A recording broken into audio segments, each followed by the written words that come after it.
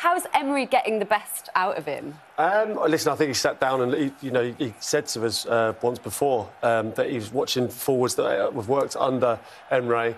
Douglas Luiz obviously is a starter tonight, and I think he makes them tick. I think Ollie Watkins is a superb player, but he's not involved tonight. Douglas Luiz is the player in there, a bit of craft, he's got a bit of guile. It's just a big shout for them to hang on to him, I think, because he's the real star of the show at the moment. Why do you think he's so important to the way they play? Luiz.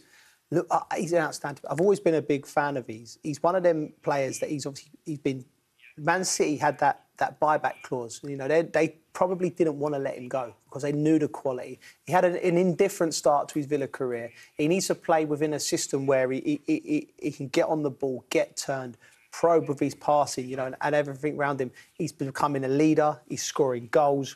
I think outside of Man City and Arsenal, Liverpool, he's probably the outstanding midfielder. There's a lot of stories around him at the moment because of that, with him being linked to other teams. Do you think the worry is, Peter, that offers could come in January, which could potentially unsettle him?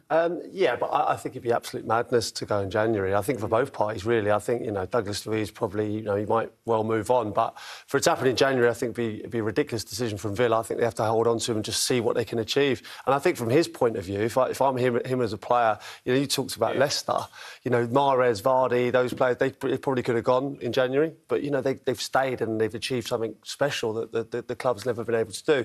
And I'm not saying Villa can do that. It was kind of 1 in a million, but there's a potential for them to have an incredible season, and I think it'd be madness for him to jump ship now. And what would he be worth if Rice and Caicedo and Fernandes going for over 100 million? Well, if you're looking at the price tag around them, it's got to be in the ballpark, because he's performing in the same league as them, performing better than Caicedo, arguably. Rice has been outstanding as well, as he has been, but he's in and around them numbers, so he's a huge asset for the club. But Crouchy's right; he'll just want to stay.